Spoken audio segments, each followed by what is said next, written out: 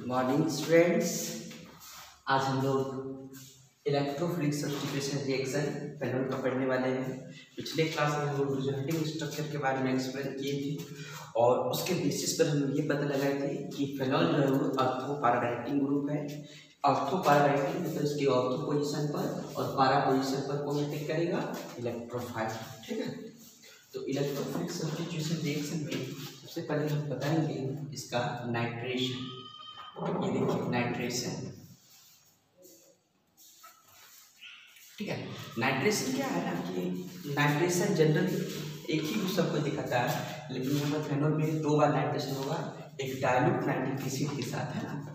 तो नाइट्रेशन का 1 का ए नंबर, ठीक है। जब भी हम लोग फेनॉल को, ये देखिए ये रहा फेनॉल को डाइल्यूट HNO3 के साथ रिएक्शन कराते हैं। ये देखिए इसका नाम डाइल्यूट HNO3, ठीक है। और डाइल्यूट HNO3 के साथ रिएक्शन कराएंगे तो इसके ऑर्थो पोजीशन पर और इसके पैरा पोजीशन पर इलेक्ट्रोफाइल जुड़ेगा, है ना। तो नाइट्रेशन में इलेक्ट्रोफाइल कौन होता है, ये चीज़ हम आपको पहले बताए थे, ठीक है। फिर से मैं बता दूँ, जैसे नाइट्रिक एसिड आपके पास ये है नाइट्रिक एसिड HONO2, ठीक है। ये इस तरह से ब्रेक होता है, ये देखिए इस तरह से ब्रेक हो गया तो बॉन्ड जो है पूरा OH के पास है, तो OH पर हो गया माइनस चार्ज और NO2 पर हो गया प्लस चार्ज, ठीक है। तो ये NO2 प्लस है, ये इलेक्ट्रोफाइल को बतलाता है, यानी कि इसमें इलेक्ट्रोफाइल कौन रहता है, इसमें नाइट्रेशन में इलेक्ट्रोफाइल NO2 रहता है, ठीक है। तो इसके ऑर्थो पोजीशन पर और पैरा पोजीशन पर, यानी कि इसके लिए दो स्ट्रक्चर हमको बनाना पड़ेगा, एक ऑर्थो पोजीशन के लिए और एक पैरा पोजीशन के लिए। ये देखिए दो बार स्ट्रक्चर मैंने बनाया, ठीक है। दो बार स्ट्रक्चर NO2 इसके ऑर्थो पोजीशन पर जुड़ेगा, ठीक है, और फिर NO2 इसके पैरा पोजीशन पर जुड़ेगा, ठीक है। ये हो गया आपका नाम ऑर्थो नाइट्रोफेनॉल और इसका नाम है पैरा नाइट्रोफेनॉल, ठीक है। Ortho nitrophenol, para nitrophenol. अब इस पर थोड़ा ध्यान दीजिएगा कि इसके लिए मैंने दो फेनॉल का यूज किया था, इसका मतलब इसको जब बैलेंस कीजिएगा तो यहाँ पर आपको कितना लगाना पड़ेगा, 2 लगाना पड़ेगा। अच्छा, आपका एक नाइट्रिक एसिड से आपका एक NO2 निकल रहा है इलेक्ट्रोफाइल के रूप में, तो आपके पास आप 2 NO2 जोड़ रहे हैं, तो कितने नाइट्रिक एसिड चाहिए आपको? 2 चाहिए। ये देखिए 2 नाइट्रिक एसिड हो गया, तो इस तरह से इसकी क्या फॉर्म कर दिया, ऑर्थो नाइट्रोफेनॉल और पैरा नाइट्रोफेनॉल, ठीक है। इसका लैंग्वेज क्या होगा, यहाँ पर आप इसका नाम लिख सकते हैं, ये देखिए फेनॉल, ठीक है। अब ये देखिए इसका लैंग्वेज, फेनॉल को डाइल्यूट HNO3 के साथ, डाइल्यूट नाइट्रिक एसिड के साथ, है ना, डाइल्यूट नाइट्रिक एसिड के साथ प्रतिक्रिया कराने पर ऑर्थो नाइट्रोफेनॉल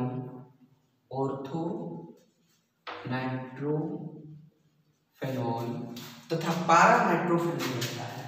ऑर्थो नाइट्रोफेनॉल तथा पैरा नाइट्रोफेनॉल बनता है,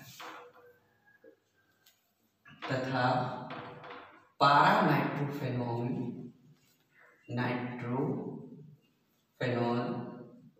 बनता है, ठीक है। अब मैं इस पर थोड़ा सा फिर से विचार करूंगा, देखिए ध्यान से इसको बैलेंस करने के। देखिए एक नाइट्रिक एसिड से मैंने NO2 को यूज किया था, तो यहाँ पर OH बच गया था, ये OH, और थोड़ा ध्यान दीजिएगा यहाँ पर एक हाइड्रोजन भी है। इस रिएक्शन को बेहतर ढंग से समझने के लिए मैं हल्का सा यहाँ रफ यूज कर रहा हूँ। देखिए 2 फेनॉल लीजिए, ये देखिए 2 फेनॉल मैंने लिया, इसके ऑर्थो पोजीशन पर H को दिखाइए और इसके पैरा पोजीशन पर H को दिखाइए।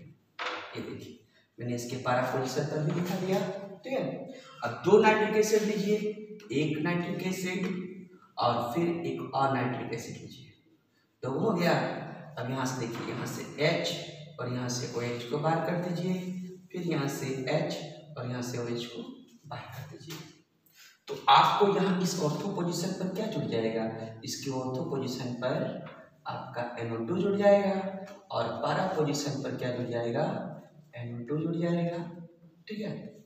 और क्या ठो वाटर निकलेगा, 2 ठो वाटर निकल जाएगा। तो आप यहाँ पर दिखा सकते हैं 2 ठो वाटर, ठीक है।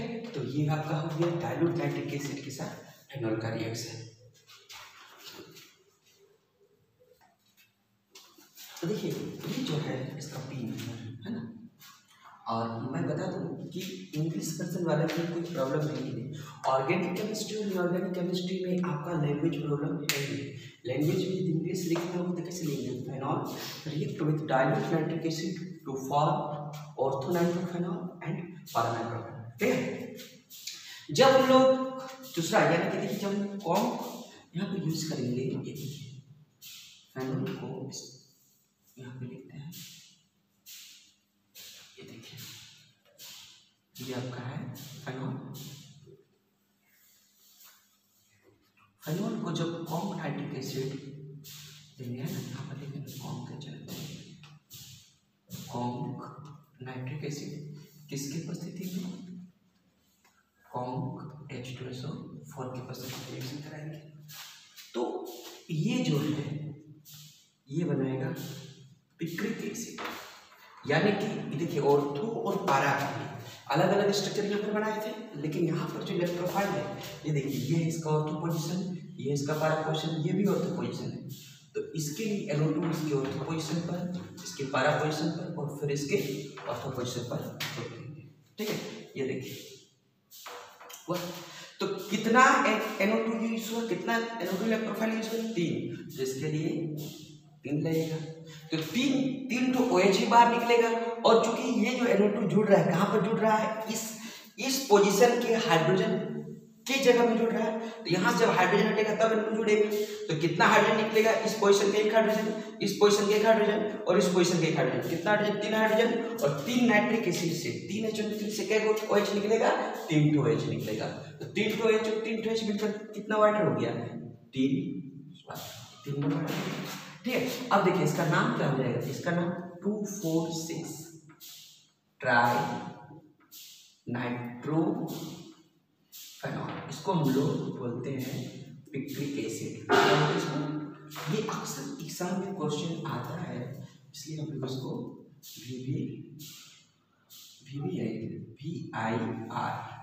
VIR मतलब वेरी इंपॉर्टेंट रिएक्शन। लैंग्वेज इसका किस तरह से होगा, ये देख लीजिए। फेनॉल को कॉन्क HNO3 के साथ कॉन्क H2SO4 की उपस्थिति में, कॉन्क H2SO4 की उपस्थिति में प्रतिक्रिया कराने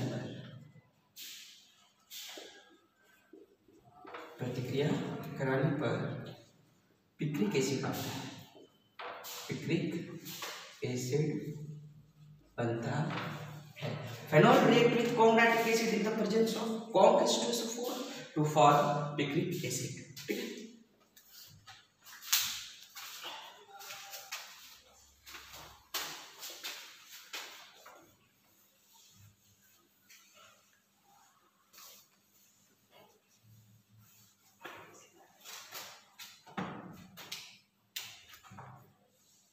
इसका 2 number sulphonation, sulphuric acid H2SO4 होगा। तो H2SO4 में आपको ये पता होना चाहिए कि इलेक्ट्रोफाइल कौन होता है, HOSO3H, ठीक है।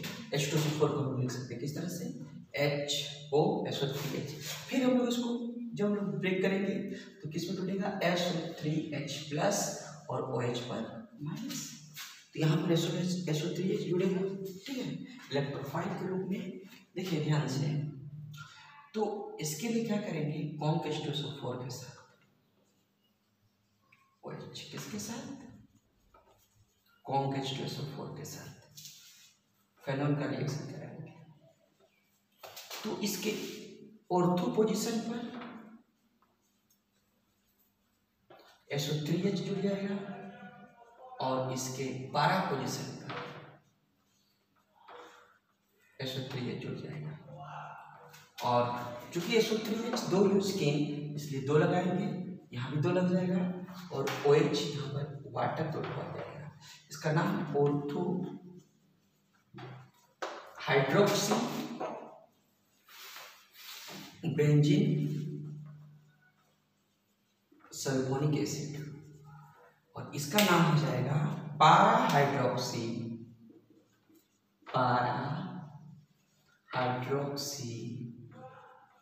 Benzene sulphonic acid.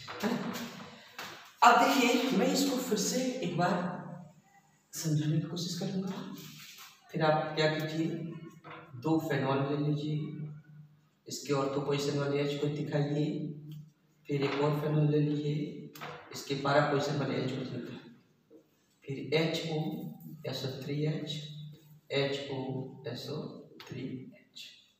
ठीक है, यहाँ आपको दिखाई दे रहा होगा, ये देखिए HOH को बाहर कर दीजिए, फिर यहाँ से HOH को बाहर कर दीजिए, तो इसके ऑर्थो पोजीशन पर SO3H जुड़ जाएगा इस पोजीशन पर, और इसका SO3H जो है इसके पारा पोजीशन पर जुड़ जाएगा। ठीक है, लैंग्वेज इसका किस तरह से होगा, लैंग्वेज होगा फेनॉल को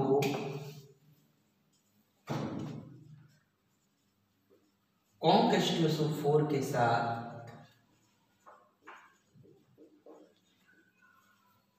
प्रतिक्रिया कराने पर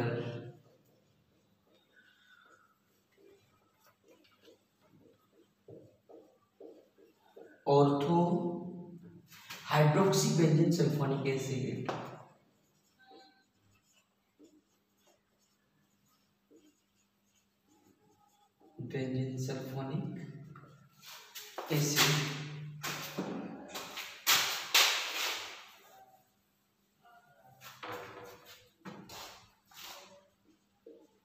तथा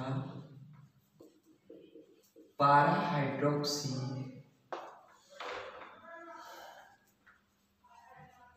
बेंजीन सल्फोनिक एसिड बनता है।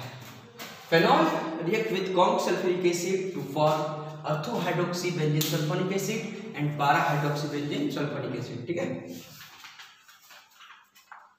तो प्रोवाइड करेगा।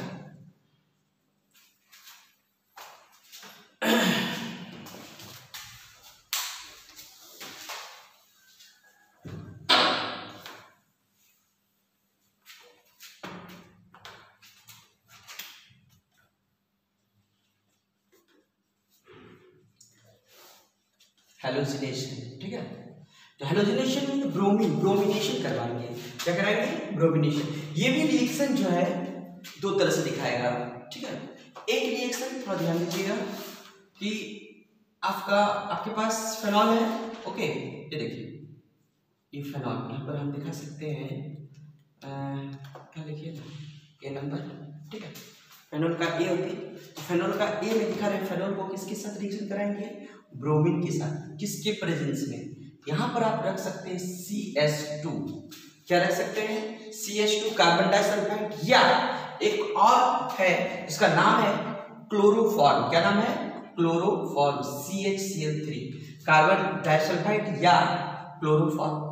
तो हम लोग क्या लेंगे, कार्बन डाइसल्फाइड लेंगे CH2, कि फेनॉल को ब्रोमीन के साथ किसकी उपस्थिति में, कार्बन डाइसल्फाइड की उपस्थिति में। ध्यान रखिएगा CHCl3 भी हो सकता है। क्या हो सकता है, CHCl3 क्लोरोफॉर्म भी। तो इसके क्या होगा, ऑर्थो पोजीशन पर और पारा पोजीशन पर क्या जुड़ेगा, इलेक्ट्रोफाइल जुड़ेगा। तो मैं इसको थोड़ा सा रफ में समझाना चाहूंगा। ये देखिए Br2 है, तो Br2 का मतलब क्या होगा, Br होगा। Br2 को कैसे लेंगे, Br। अब ये इस तरह से टूटता है, ब्रेक होता है कि एक Br पर होगा प्लस चार्ज और एक Br पर होगा माइनस चार्ज। समझे, तो जिस पर प्लस चार्ज है वो क्या होगा, इलेक्ट्रोफाइल होगा। अब देखिए इसके ऑर्थो पोजीशन पर इसके लिए 2 स्ट्रक्चर बनाएंगे, एक फेनॉल का ऑर्थो पोजीशन पर जोड़ेंगे और एक फेनॉल का पारा पोजीशन पर जोड़ेंगे। ये देखिए हुआ, तो एक Br2 से एक Br निकल रहा है इलेक्ट्रोफाइल के रूप में, 2 इलेक्ट्रोफाइल के रूप में Br निकला, तो उसके लिए हमको 2 Br2 चाहिए। उसी तरह से देखिए जैसे Br मिलेगा यहाँ के H को हटने के बाद, तो 2 को Br जो माइनस में है, बस समझिए 2 को Br और 2 ठो H मिलकर 2 ठो HBr बना देगा। ठीक है, यहाँ पर देखिए, यहाँ पर मैंने कितना लिया, 2 ले। अब इसके लिए लैंग्वेज क्या होगा, ये देखिए, इसका नाम है फेनॉल, इसका नाम है ऑर्थो ब्रोमोफेनॉल और इसका नाम है पारा ब्रोमोफेनॉल। ठीक है, अब देखिए लैंग्वेज जो है वो है फेनॉल को इसके साथ Br2 के साथ, किसके साथ, Br2 के साथ, किसकी उपस्थिति में, CH2 कार्बन डाइसल्फाइड। CH2 का नाम क्या है, कार्बन डाइसल्फाइड। CH2 की उपस्थिति में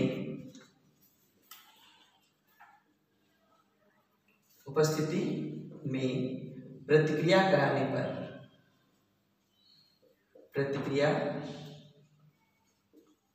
कराने पर ऑर्थो ब्रोमोफेनॉल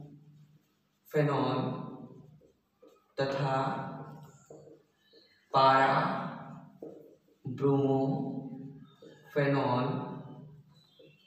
बनता है। ठीक है, फेनॉल को Br2 के साथ कार्बन डाइसल्फाइड की उपस्थिति में प्रतिक्रिया कराने पर ऑर्थो ब्रोमोफेनॉल तथा पारा ब्रोमोफेनॉल बनता है। Language English, phenol react with bromine in the presence of carbon disulfide to form ortho bromophenol and para bromophenol।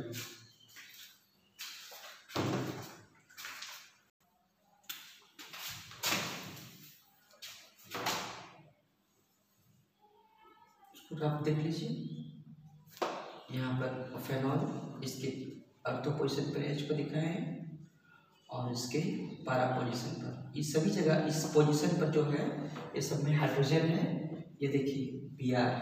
ठीक है, और फिर यहाँ पर एक Br2 लिए, यहाँ से HBr बाहर हो जाएगा और यहाँ से HBr बाहर हो जाएगा। इस तरह से इसके ऑर्थो पोजीशन पर और पारा पोजीशन पर क्या जुड़ जाएगा, इसके ऑर्थो पोजीशन पर Br जुड़ेगा और इसके पारा पोजीशन पर क्या जुड़ेगा, HBr और HBr, तो HBr बाहर हो जाएगा। ठीक है, चलो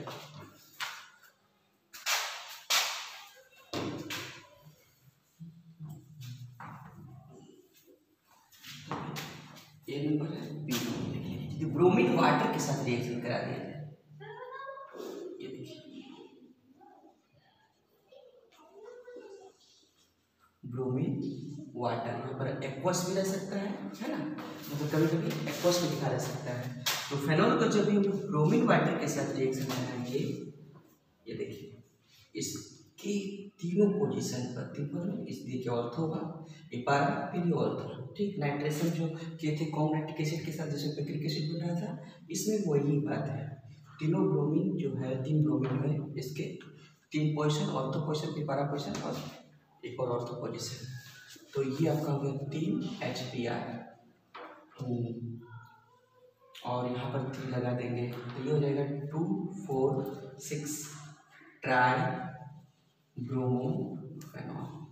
ठीक है, अब यहाँ से हम क्या करने वाले हैं कि ये जो दिखाई दे रहा है आपको लैंग्वेज के लिए स्पेस में रखें, तो आप टेंशन मत लीजिए, हम यहाँ से इसको लैंग्वेज डाल देते हैं, ये देखिए।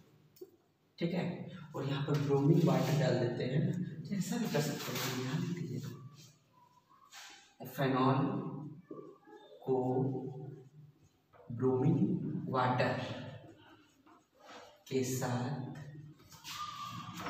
प्रतिक्रिया कराने पर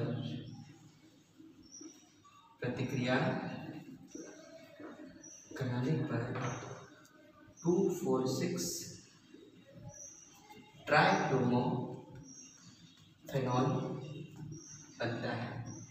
और ई जो है यहाँ से लैंग्वेज लिखिएगा और उसके बाद आप जो है रिएक्शन बनाइए। ठीक है, तो आप लोग रिएक्शन बनाइए लेकिन लैंग्वेज का स्पेस छोड़ दीजिएगा। ठीक है, phenol react with bromine water to form 2,4,6 tribromophenol. ठीक है, तो ये जो हम लोग इलेक्ट्रोफिलिक सब्स्टिट्यूशन रिएक्शन पढ़े, ये हम लोग रिजोनेटिंग स्ट्रक्चर के आधार पर इसको बहुत इजी बना दिए कि क्योंकि हम लोग इसे जाने इसके ऑर्थो पोजीशन पर, पारा पोजीशन पर न्यूट्रोफिल जुड़ेगा। और इस तरह से सिर्फ फेनॉल नहीं, क्लोरोबेंजीन है जो हम लोग एनुअल के चैप्टर में पढ़े थे। दूसरा क्या है, क्या बेंजल डिहाइड है, बेंजोइक एसिड, टोलुइन है, जिसका भी खाली आपको पता होना चाहिए। सिर्फ यदि आप पता चल गया कि ऑर्थोपैराडाइटिक है कि पैराडाइटिक है तो आप इजीली इसको आगे बढ़ा सकते हैं, कोई टेंशन लेने की जरूरत नहीं है। ठीक है,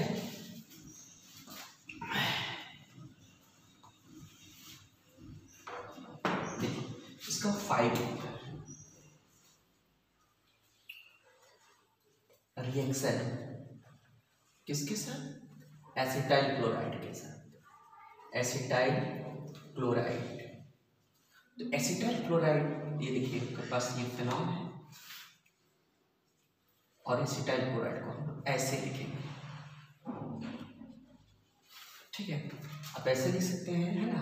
इसको और भी आप चाहेंगे तो कंडेंस्ड फॉर्मूला लिखेंगे। देखिए इधर एसिटाइल क्लोराइड, एसिटाइल क्लोराइड, और यहाँ पर लें फिनॉल, प्रेजेंस रहेगा पिरिडीन। कौन रहेगा, पिरिडीन।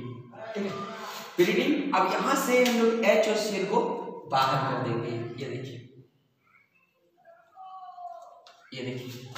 अब ये जो प्रोडक्ट है वो कैसा बना, देखिए ध्यान से,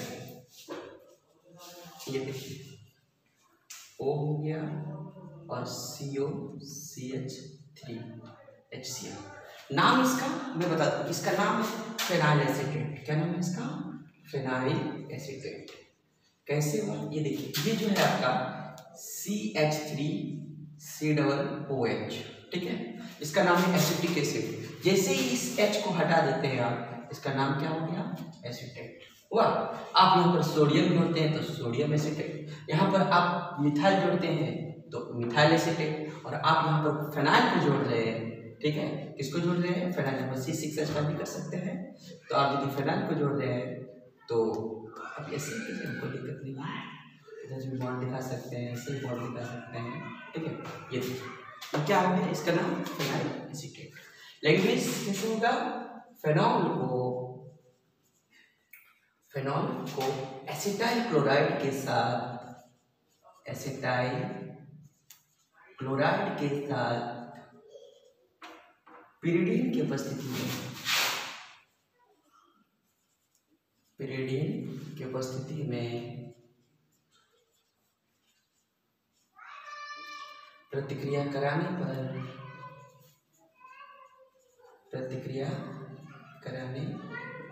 पर फेनाइल एसीटेट बनता है,